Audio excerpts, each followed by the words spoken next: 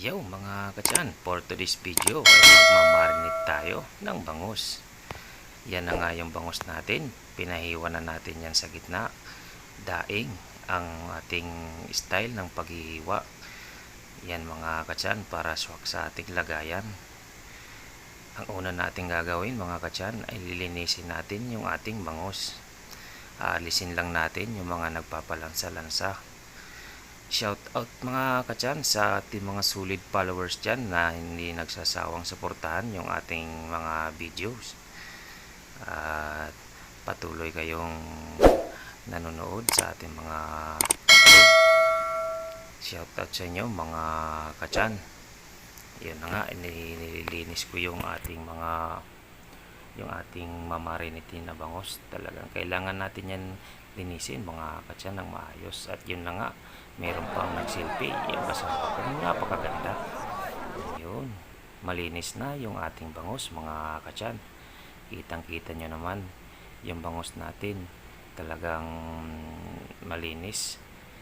At mga katyan, pag magmarinate kayo ng bangus, pipiliin nyo yung fresh pa na bangus para hindi makate. At yan, itatapon natin yung mga sa tubig na konti. At yan na nga yung sangkap na naiwahiwa ko mga katyan. Gagamit lang tayo dyan ng sibuyas, bawang, pamintang pulbos, magic sarap, asukal, at saka pang marinate na tuyo at kalamansi. Yan yung ating mga pangunahing mga sangkap. At mayroon tayong, ito yung ano natin na silver swan na soy sauce mga katyan. Talaga naman yan, pag yan ang pang marinate nyo ay napakasarap yan mga katyan. Ito na yung gagawin natin.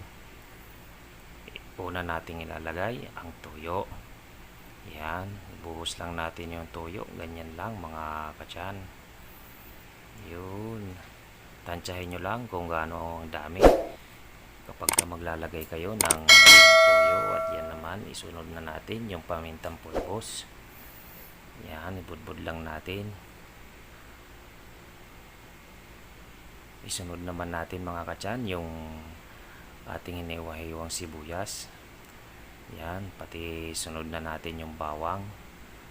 Yan mga katyan, ganyan lang yan pag mamarinate. At lagyan natin ng konting sili para naman kumapit yung anghang ng konti. At yan na nga, yun na nga mga katyan, isunod natin yung kalamansi.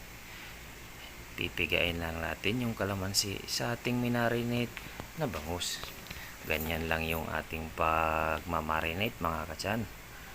Napaka simple lang ng ating gagawin ngayon. At saka naman, pag natikman nyo yan mga katyan, ay talaga naman makakalimutan nyo ang inyong mga utang. Joke lang, siyempre. Kailangan alalahanin ang mga utang at bayaran. Yan na nga mga katyan, isunod na natin yung magic sarap. Yung magic sarap ay nagpapalabas ng lasa.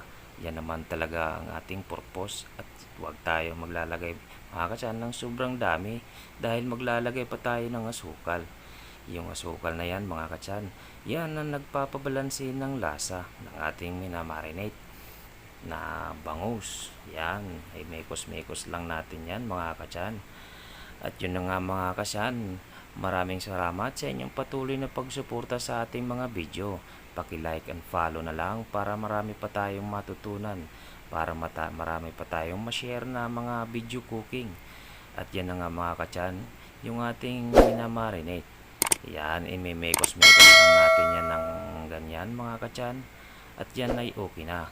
Ayun nga, ito na yung magiging resulta ng ating minamarinate mga katyan. Ay yan ay pag na mekos-mekos na natin ay okay na yan dahil nailagay na natin ang lahat ng sangkap. At yan na nga ay mamaya tatakpan na natin. Yun nga at mga katyan, maraming salamat sa inyong pagpatuloy na pagsuporta sa ating mga video. Paki-like and follow and share na lang mga katyan. Maraming salamat.